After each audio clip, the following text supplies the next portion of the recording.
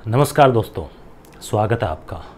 Second grade के लिए special topic दिया हुआ है संविधान निर्माण में बाबा साहब अम्बेडकर की भूमिका। वैसे अगर हम देखें तो बाबा साहब की भूमिका को पढ़ना हो तो 10 घंटे नहीं बल्कि 10 दिन भी कम पड़ जाए।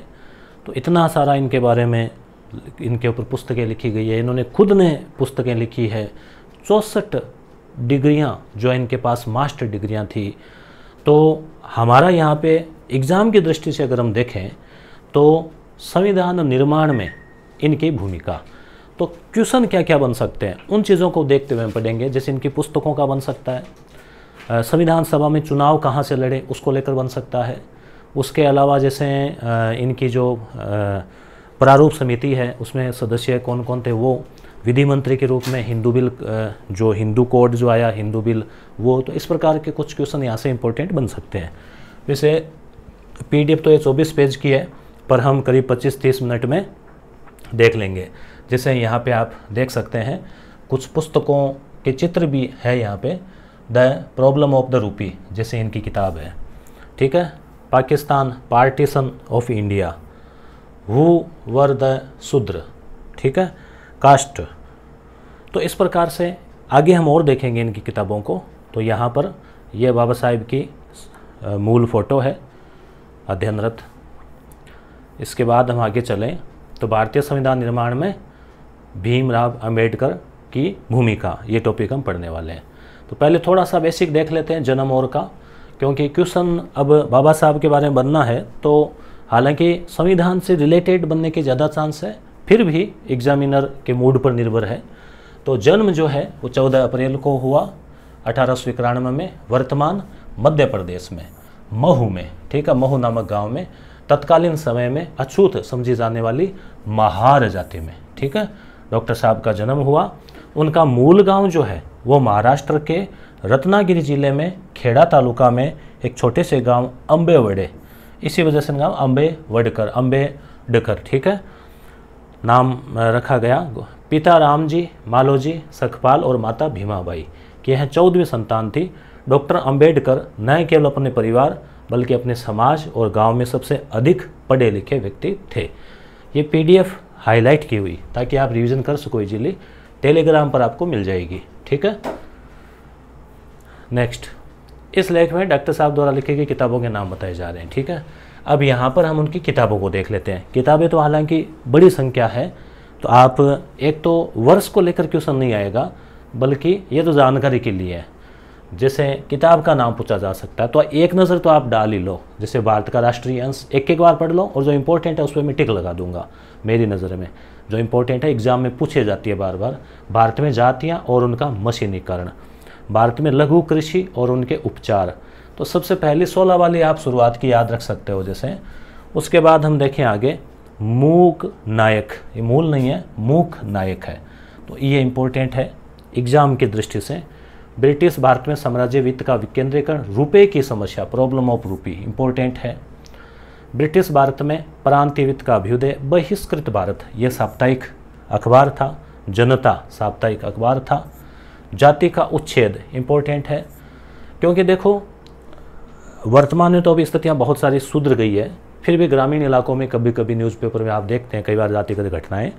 तो उस समय, और जब गुलाम भारत था उस समय बहुत चिंताजनक हालात थे दलित वर्ग के।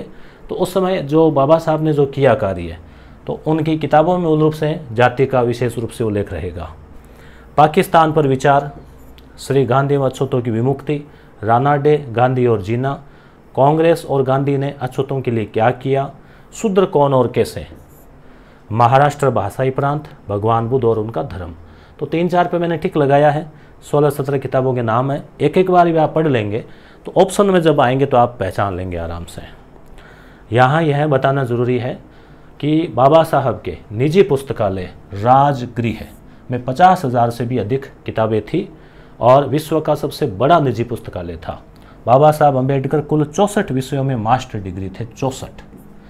तो मैंने इंटरनेट से और अन्य स्रोतों से इस पीडीएफ को तैयार किया है।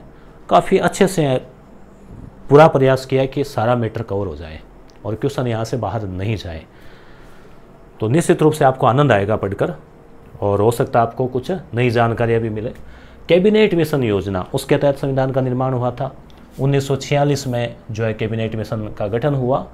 तो इसमें संविधान की पहली बैठक आपको पता है 9 दिसंबर 1946 को जो है वो हुई और 26 नवंबर 1949 तक संविधान बनकर तैयार हो गया। लेकिन संविधान सभा का अस्तित्व 26 नवंबर तक न होकर अगले वर्ष 24 जनवरी तक रहा। एक ये देखो थोड़ी सी जानकारी संविधान सभा, ठीक है। अगली बात प्रारूप समिति। अब बाबा साहब के बारे में आते हैं तो प्रारूप समिति का नाम आता है। इसे ड्राफ्टिंग कमेटी या फिर मसौदा समिति, यानी मसौदा तैयार करते हैं ना, किसी चीज़ का खाका तैयार करते हैं, तो प्रारूप समिति। तो वर्तमान संविधान प्रारूप तैयार किसने किया था? तो आइए जानते हैं कि संविधान निर्माण से संबंधित प्रमुख समिति प्रारूप समिति के बारे में। पी सत्यनारायण राव के परामर्श पर संविधान सभा ने 29 अगस्त 1947, ये तारीख आपको याद रखनी है, प्रारूप समिति की तारीख पूछी जा सकती है। तो अगस्त का महीना आज़ादी वाला, 15 अगस्त को देश आज़ाद हुआ था, 15 दूनी 30, यानी उसे एक दिन पहले, ठीक है। तो यानी आज़ादी के लगभग 15 दिन बाद 29 अगस्त 1947 को डॉक्टर भीमराव अंबेडकर, कि आपको पता है कि उधर संविधान निर्माण चल रहा है, इधर देश आज़ाद हो रहा है, तो दोनों घटनाएं साथ चल रही थी, कि अध्यक्षता वाली 7 सदस्यीय, मतलब बाबा साहब समेत 7 थे, और वैसे ये अध्यक्ष थे बाबा साहब और 6 सदस्य थे, जिसकी पहली बैठक 30 अगस्त 1947 को हुई। 29 को समिति बनी, 30 को प्रारूप समिति का बैठक हो गई। इस नाम से भी जानी जाती है प्रारूप समिति।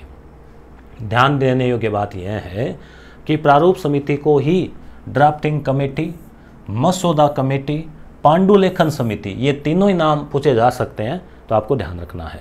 अध्यक्ष और सदस्य इंपॉर्टेंट है। अध्यक्ष बाबा साहब खुद थे, सदस्यों के नाम भी आपको याद रखना है, ठीक है। BL मित्तर या मित्तल होगा, गोपाल स्वामी आयंगर, KM मुंशी, कृष्ण स्वामी अय्यर, ठीक है, चौथे। सैयद मोहम्मद सादुल्ला है 5वें, DP खेतान 6ठे। तो ये सारे नाम आपको याद रखने हैं, ठीक है। मुंशी, कृष्णा स्वामी, मित्तर, आयंगर, अय्यर, ठीक है, सादुल्ला है और खेतान, और 6 + 1 7, ठीक है। संविधान प्रारूप समिति के अध्यक्ष के रूप में डॉक्टर अंबेडकर। तो संविधान निर्माण के कार्य में संविधान से संबंधित अनेक समितियां थी, जिसमें प्रमुख समिति थी प्रारूप, ड्राफ्टिंग या पांडुलेखन, प्रस्तावसन, ये लिया गया 6 सदस्य, एक अध्यक्ष और 6 सदस्य थे। तारीख आपको याद हो ही गई, 29 अगस्त 1947 को ये समिति गठित हुई। और ज्ञात हो कि डॉक्टर अंबेडकर प्रारूप समिति के निर्विरोध अध्यक्ष निर्वाचित हुए। अब ये देखो कई बार जैसे निम्न में से कौन सा कथन सत्य है, इस प्रकार का आ जाए 4 कथन दे दे, तो निर्विरोध। इसकी पहली बैठक अगले दिन हो गई 30 तारीख को, 30 अगस्त को। प्रारूप समिति ने भारतीय संविधान का प्रारूप 21 फरवरी 1948 को संविधान सभा के अध्यक्ष डॉक्टर राजेंद्र प्रसाद को सौंपा। ये भी तारीख इंपॉर्टेंट है। अगस्त में बनी 47 में, और अगस्त से 4 महीने वो और 2 महीने ये, लगभग 6 महीने बाद, ठीक है। तारीखें याद रखने का यही तरीका होता है कि देश आज़ादी के 15 दिन बाद प्रारूप समिति बन गई 29 तारीख को, 6 महीने में अपनी रिपोर्ट, तो 6 महीने आप जोड़ लो, अगस्त से फिर फरवरी आ जाएगा, 21 फरवरी, ठीक है। 21 फरवरी 1948 को संविधान सभा के अध्यक्ष जो थे उनको सौंप दी। ज्ञात हो कि संविधान का पहला प्रारूप संविधान सभा के विधि सलाहकार BN राव ने तैयार किया था। ये भी इंपॉर्टेंट है।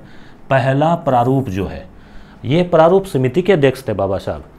पहला प्रारूप जो तैयार किया, यहाँ पे भी प्रश्न ध्यान रखना, देखो अच्छा प्रश्न बनता है, वो विधि सलाहकार BN राव जो है उन्होंने तैयार किया था, ठीक है। पहला प्रारूप, ठीक है। डॉक्टर भीमराव अंबेडकर को आधुनिक भारत का निर्माता कहा जाता है, ठीक है, ये भी आपको याद रखना।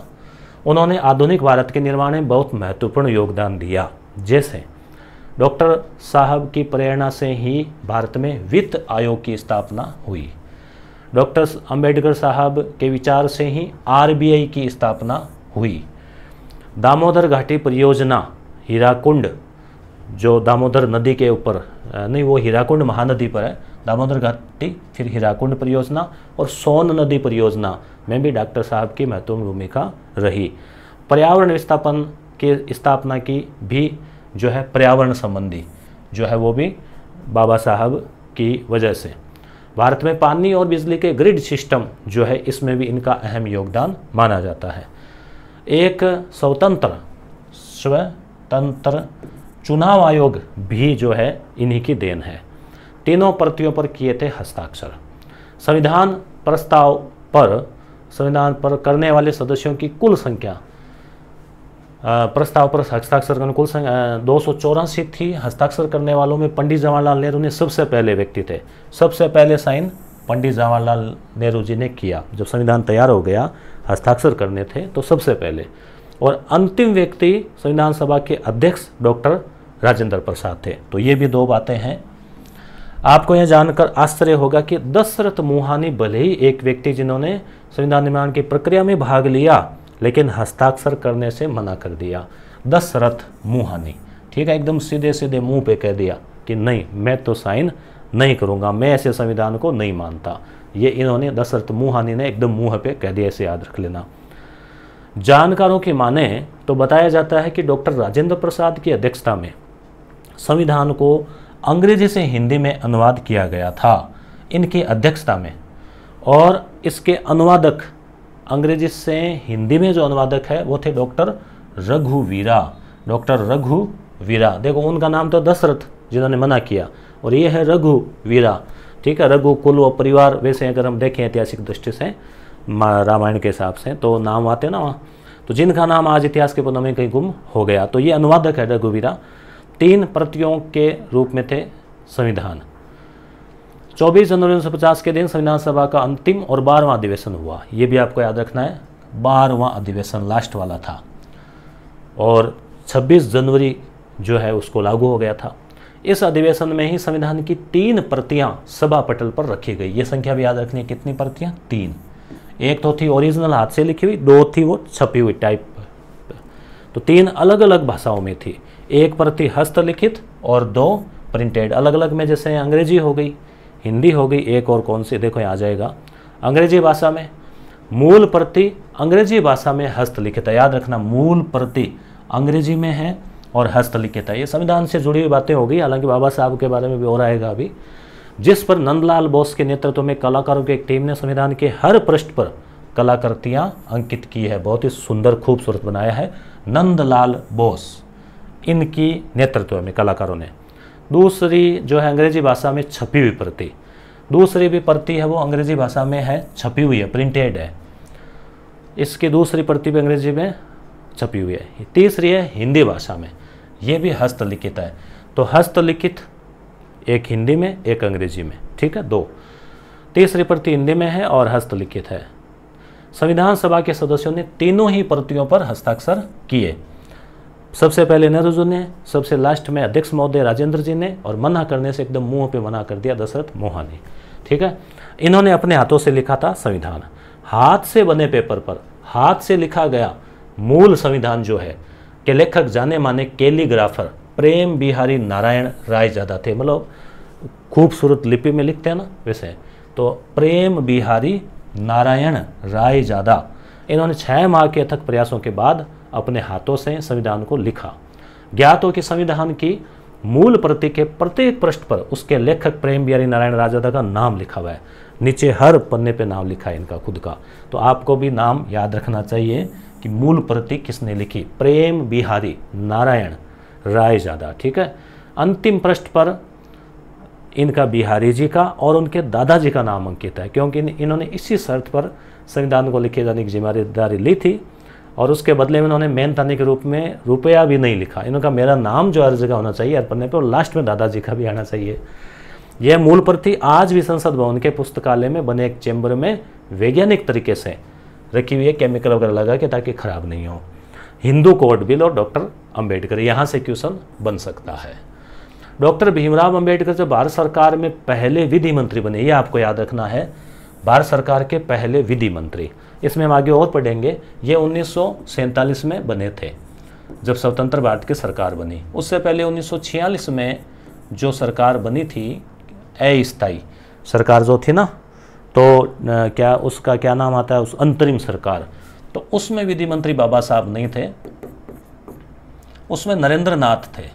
ठीक है, उसमें नरेंद्र नाथ, शायद नरेंद्र नाथ ही नाम है उनका, तो उसमें जो है ना ये नरेंद्र नाथ जी थे, एक मिनट कंफर्म कर लेते, जोगेंद्र नाथ, सॉरी जोगेंद्र नाथ है ना, तभी थोड़ा डाउट हुआ। जोगेंद्र नाथ जो है वो विधि मंत्री थे। फिर ये जहाँ से थे ना वो क्षेत्र फिर पाकिस्तान में चला गया, तो इस वजह से फिर जो है इनके स्थान पर बाबा साहब को जो है विधि मंत्री बनाया गया। तब उन्होंने 5 फरवरी 1951 में संसद में 51 में हिंदू कोड बिल प्रस्तुत किया। इस बिल के माध्यम से वह भारतीय समाज में सभी जातियों, सभी वर्गों में समानता और अधिकारों और स्त्री पुरुषों के बीच समानता वाला कानून लाना चाहते थे। ये कार्य किया उन्होंने। हिंदू कोड बिल से उन्होंने जातीय, लिंग और धर्म के आधार पर जो भारतीय समाज में गहरी खाई बनी हुई थी उसको मिटाने का प्रयास किया। इसी माध्यम से उन्होंने धर्मनिरपेक्ष संविधान में सामाजिक न्याय की परिकल्पना की। यहाँ पढ़ते हैं ना, प्रस्तावना में सामाजिक न्याय। संविधान संशोधन उप समिति और डॉक्टर अंबेडकर, तो बाबा साहब का संविधान निर्माण में योगदान पढ़ रहे हैं। प्रारूप समिति में आ गया, हिंदू बिल कोड में आ गया, पुस्तकें हमने देख ली। अब उप समिति, संविधान संशोधन उप समिति, ठीक है। तो संविधान निर्माण से संबंधित विभिन्न समितियों में पंडित जवाहरलाल नेहरू की अध्यक्षता वाली संघ संविधान समिति की 3 उप समितियाँ थी, ध्यान रखना। नेहरू जी की अध्यक्षता में थी संघ संविधान समिति, इसके अंडर में 3 उप समितियाँ थी, जिसमें एक उप समिति संविधान संशोधन पर थी। इस समिति के अध्यक्ष डॉक्टर भीमराव अंबेडकर थे। ये जानकारी मेरे ख्याल से शायद आपके लिए नहीं हो सकती है, ठीक है। ये किस किस को पहले से पता थी आप कमेंट करके ज़रूर बताना, उप समिति वाला, ठीक है, यस लिख देना। इसके अतिरिक्त इसमें 4 अन्य सदस्य और थे। प्रारूप में 6 अन्य सदस्य थे और इसमें 4 अन्य सदस्य, तो अन्य का यहाँ नाम रखने की याद रखने की आवश्यकता नहीं है। आप तो ये संविधान संशोधन के ऊपर उप समिति के अध्यक्ष कौन थे पूछा जा सकता है, तो आपको बताना है बाबा साहब। राष्ट्रीय ध्वज पर तदर्थ समिति के सदस्य के रूप में जो ध्वज के ऊपर जो बनी थी ना, तो उसके वो कौन थे अध्यक्ष झंडा समिति के, JB कृपलानी थे, ठीक है। तो उसमें सदस्य के रूप में डॉक्टर साहब जो डॉक्टर अंबेडकर है वो थे। और संविधान सभा के अध्यक्ष डॉक्टर राजेंद्र प्रसाद की अध्यक्षता में 23 जून 1947 को एक बहुसदस्यीय राष्ट्रीय ध्वज पर तदर्थ समिति का गठन किया गया। इस समिति में सरोजिनी नायडू, C राजगोपालाचारी, मौलाना आज़ाद, फ्रैंक एंथोनी, KM मुंशी जैसे सदस्यों के साथ डॉक्टर अंबेडकर भी सदस्य थे। तो यहाँ पे एक बात और निकल के आ गई कि जो झंडा समिति है उसमें भी ये सदस्य थे, ठीक है। संविधान संशोधन समिति उप समिति है ना, उसके अध्यक्ष थे। प्रारूप समिति के अध्यक्ष थे, 2 के अध्यक्ष, 1 के सदस्य, जिन्होंने राष्ट्रीय ध्वज पर तदर्थ समिति में एक सक्रिय सदस्य के रूप में भूमिका निभाई। संविधान सभा का 30वां वाचन और अंबेडकर, ठीक है। संविधान का 3 बार वाचन हुआ, ठीक है। तो उसमें तीसरे संविधान निर्माण में संविधान सभा के कुल 3 वाचन हुए, जिसमें तीसरा वाचन अंतिम वाचन था, जो 17 नवंबर 1949 से 26 नवंबर 1949 तक चला, ठीक है। पहले वाले जो 2 वाचन है, एक 1948 है, एक 1949, फिर एक 1949, ठीक है। तो 49 में 2 हुए और पहला 1948 में हुआ, आगे आ जाएगा वो लिखा हुआ। इस वाचन के शुरुआत में ही संविधान सभा में डॉक्टर भीमराव अंबेडकर ने प्रस्ताव रखा कि संविधान को सभा ने जिस रूप में स्वीकार किया है उसी रूप में ही पारित किया जाए। अब ये कथन किसका है?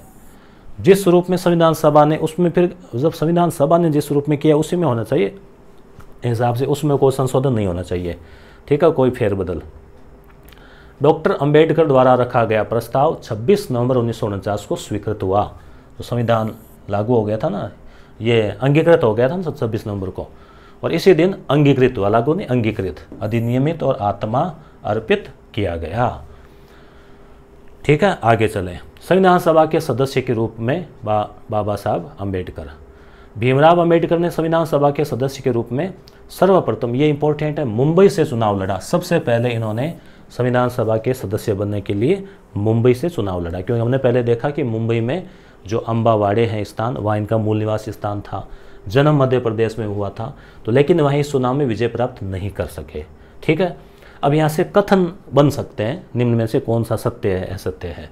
अंबेडकर जैसा विद्वान संविधान सभा का सदस्य हो तो यह उस समय की जरूरत भी थी और तत्कालीन समय में कांग्रेस के वरिष्ठ सदस्यों की इच्छा भी थी। अंबेडकर एक बार फिर से मुस्लिम लीग के सहयोग से बंगाल से संविधान सभा के सदस्य बने, ठीक है। तो बम्बई से वो जीत नहीं पाए, तो बंगाल से जो है वो बन गए, जीत गए। लेकिन कहा जाता है ना कि हर बार अच्छे काम में मुसीबत आती है, समस्याएं आती है। तो बंगाल से संविधान सभा का सदस्य बनने के बाद भारत के बंटवारे के परिणाम स्वरूप बंगाल का जो क्षेत्र जहाँ से ये जयसुरकुलना, जहाँ से ये सदस्य बने थे, वो पूर्वी पाकिस्तान यानी कि बांग्लादेश में चला गया था। तो अब भारत के लिए सदस्य रहना जरूरी है, तो पुनः उनके सामने सदस्य बनने की समस्या आई। समझ गए ना, पहले बम्बई से सफलता नहीं मिली, फिर बंगाल से सफलता मिल गई, तो वो पाकिस्तान में चला गया। तो एक बार फिर से संविधान सभा के सदस्य नहीं रहे। तो मुंबई के तत्कालीन प्रधानमंत्री बीजी खेर के परामर्श पर संविधान सभा के सदस्य एम.आर. जयंकर ने अपने पद से त्यागपत्र दिया और फिर वहाँ से यानी मुंबई से, ठीक है, यानी कि मुंबई से इन्होंने जो है अंबेडकर को संविधान सभा के सदस्य के रूप में चुनाव लड़ाया गया और वे विजयी रहे। तो बाबा साहब कहाँ से सदस्य थे, सीधा पूछ लें तो मुंबई। और पूरी कहानी पूछें तो पहले मुंबई से चुनाव लड़ा, सफलता नहीं मिली, फिर बंगाल से वो एक स्थान था ना जयसुर, वहाँ से रहे, फिर वो पाकिस्तान में चला गया, तो वापस मुंबई से बने। ज्ञात हो कि doctor Bhimrao Ambedkar all India schedule caste federation के अध्यक्ष भी थे, ठीक है, अनुसूचित जाति संघ के। बम्बई से फिर बने संविधान सभा के सदस्य। तो आपको ये वही लाइन है, ऐसा नहीं कि एक बार बन के फिर दोबारा बम्बई, यानी आपको ये प्रश्न याद रहे, इसलिए तत्कालीन मुंबई प्रेसिडेंसी से संविधान सभा भेजने के लिए बीजी खेर के परामर्श पर एम.आर. जयशंकर, ये आपको याद रखना है, परामर्श दिया बीजी खेर ने, और किसके स्थान पर, जयंकर है ना, ये भी पूछा जा सकता है, जयंकर वाला। स्वयं को कांग्रेस के सहयोग से संविधान सभा सदस्य थे, उनको संविधान सभा सदस्य के रूप में त्यागपत्र का सुझाव दिया कि भाई जयंकर जी आप त्यागपत्र दे दीजिए और वहाँ से बाबा साहब को भेज दीजिए। तो पद खाली हुआ। अब पूछा जा सकता है कि किसने त्यागपत्र दिया, तो बम्बई से किसने, जयकर ने, ठीक है, और फिर भीमराव अंबेडकर को उस सीट मुंबई से सदस्य बनाया गया। ठीक है, बात समझ में आ रही होगी मेरे ख्याल से, याद भी होगी, दोबारा मेरे ख्याल से देखने की आवश्यकता नहीं है। ठीक है, अब थोड़े से और चीज़ें जो रह गई उनको हाथ से लिखा है। जल सत्याग्रह बाबा साहब ने किया 1927 में, क्योंकि पहले क्या है कि वो तालाब वगैरह में पानी वानी पीने नहीं देते थे, तो इस वजह से जो है वो किया। कहाँ, कोलाबा जिले के महाड़ गांव में चौबदार तालाब पर मनुस्मृति को इन्होंने जलाया कि भाई उसमें वर्ण व्यवस्था के बारे में लिखा हुआ हिसाब से 1927 में। पूना पैक्ट गांधी जी और अंबेडकर के बीच में 1932 में हुआ। बहिष्कृत हितकारिणी सभा, इनकी सभा थी, पार्टी थी, 1924 में बनी। 1947 में कानून मंत्री बने। हिंदू कोड बिल बनाया जिसमें तलाक के ऊपर अधिकार दिए गए, महिलाओं को संपत्ति संबंधी अधिकार दिए गए और उत्तराधिकार संबंधी जो है अधिकार दिए गए। 14 अक्टूबर 1956 में इन्होंने बौद्ध धर्म ग्रहण कर लिया। तो बौद्ध धर्म में महापुरुषों की मृत्यु को कहते हैं महापरिनिर्वाण। तो फिर ये 1956 में कुछ समय बाद हो गया, 56 ही होगा शायद, ऐसा आप देख लेना। इनकी जो समाधि है उसको चैत्य भूमि बोलते हैं, बौद्ध धर्म के अनुसार चैत्य भूमि पूजा स्थल दादर मुंबई में बनी हुई है, दादर मुंबई में। समाचार पत्र मूक नायक, बहिष्कृत भारत, समता जनता, प्रबुद्ध भारत, बहिष्कृत भारत, प्रबुद्ध भारत। ठीक है, सन को याद रखो, रख लेना जरूरी नहीं है। प्रारूप समिति की रिपोर्ट देखो, गठन तो हुआ 29 अगस्त को, ठीक है, 30 अगस्त को बैठक हुई और फरवरी में रिपोर्ट कर दी 21 तारीख की, 21 फरवरी, याद रखना 6 महीने बाद, मैंने आपको बताया था ना। 3 वाचन हुए, 48, 49, तीसरे वाचन में बाबा साहब ने कहा कि भी जैसा मूल रूप है वैसा ही रखना। प्रारूप समिति ने 7635 प्रस्ताव जो है वो रखे, उसमें से करीब 2900 ऐसे के आसपास है वो सदन पर के पटल पर रखे गए, वो तैयार किए थे। स्वतंत्र लेबर पार्टी किसकी है, बाबा साहब ने बनाई 1937 में। अनुसूचित जाति फेडरेशन जिसके अध्यक्ष थे 1942 में। अंतरिम सरकार में विधि मंत्री जोगेंद्र नाथ थे, उनकी जगह बाबा साहब बने।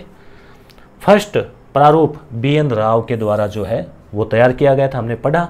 और प्रारूप या मसौदा या पांडुलिपि समिति के जो अध्यक्ष है वो बाबा साहब थे। इस समिति के अनुसार संविधान में अनुच्छेद 315 और 8 अनुसूचियों का विवरण दिया गया था, फिर वो बढ़ गए। अब कुछ और नोट्स देख लेते हैं, फटाफट देख लेते हैं। कैबिनेट मिशन, इनमें सारी बातें आ गई।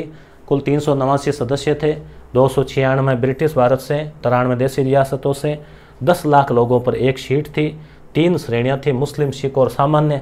सामान्य में सारे भारतीय की अन्य जो जातियाँ वो आ गई थी, हिंदू धर्म और अन्य सभी जातियाँ। संविधान सभा की पहली बैठक 9 दिसंबर को हुई, सच्चिदानंद सिन्हा इसके अध्यक्ष थे। 11 दिसंबर को स्थायी अध्यक्ष डॉक्टर राजेंद्र प्रसाद बने, एच.सी. मुखर्जी उपाध्यक्ष थे। 13 दिसंबर, देखो 9, 11, 13 दिसंबर को नेहरू जी ने उद्देश्य प्रस्ताव रखा। प्रारूप समिति का गठन 29 अगस्त को हुआ। फिर से हम रिविजन कर रहे हैं, देखो अध्यक्ष डॉक्टर भीमराव अंबेडकर थे और अन्य 6 सदस्य थे, वो आयंगर याद है ना ऐसे, और मुंशी कांग्रेस की तरफ से सदस्य बनाए गए। संविधान सभा की अन्य समितियां, संघ समिति जवाहरलाल नेहरू, संघीय संविधान समिति नेहरू, प्रांतीय समिति पटेल, प्रारूप समिति अंबेडकर, मौलिक अधिकार पटेल, प्रक्रिया राजेंद्र प्रसाद। 26 नवंबर को संविधान अंगीकार किया गया, 26 जनवरी 1950 होगा, यहाँ पे 50 को लागू किया गया। बाबा साहब की बात करें तो वो मध्य प्रदेश में जन्म हुआ।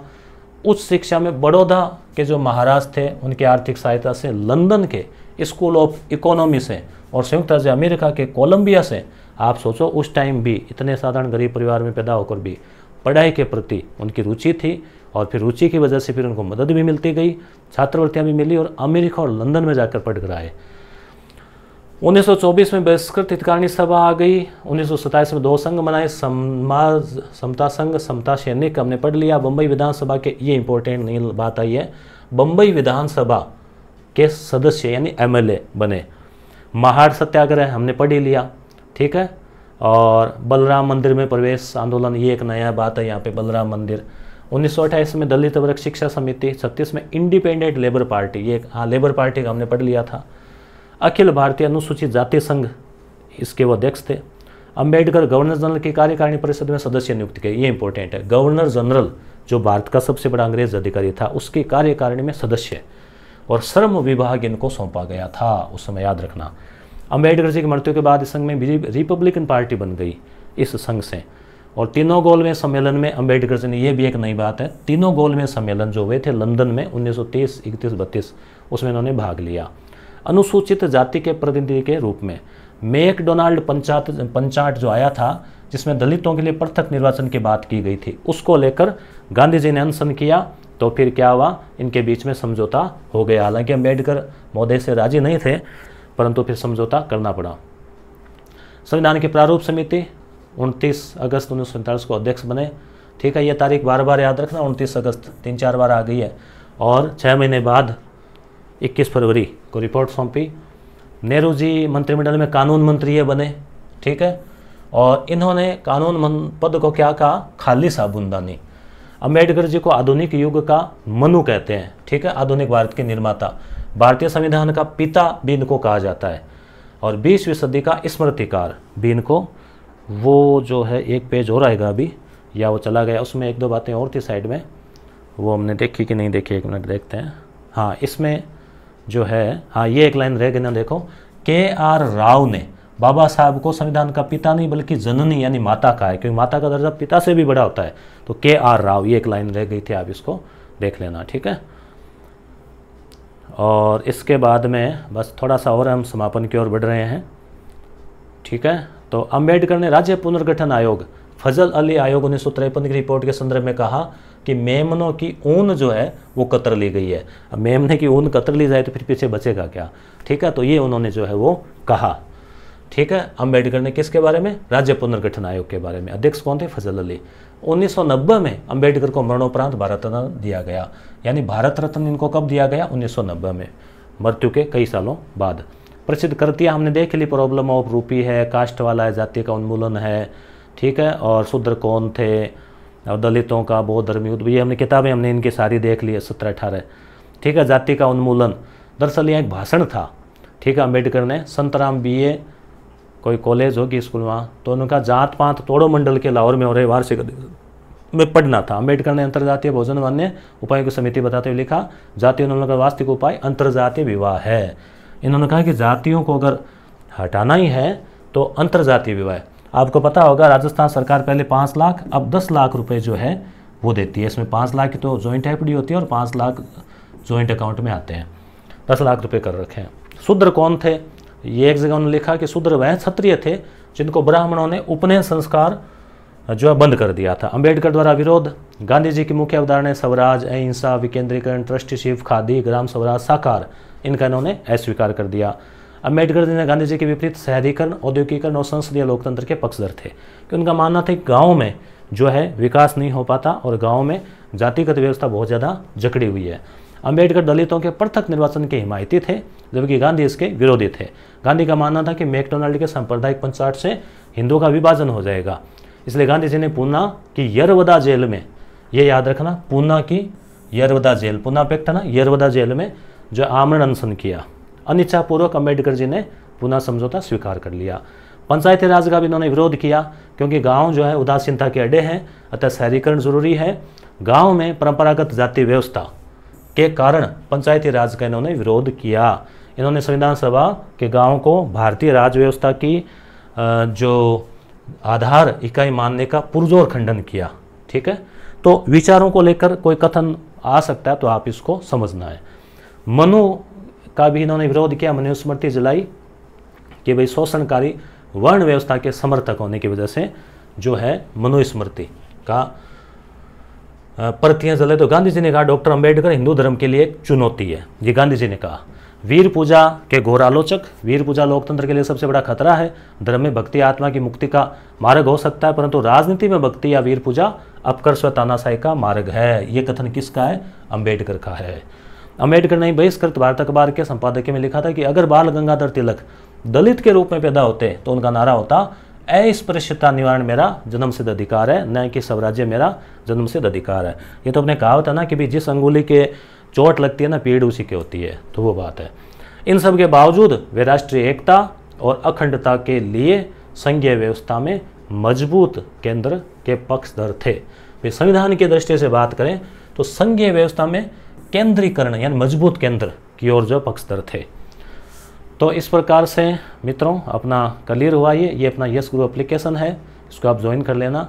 बहुत सारी test series, PDF, mock test, video classes वगैरह आपको इसमें मिलने वाले हैं। धन्यवाद।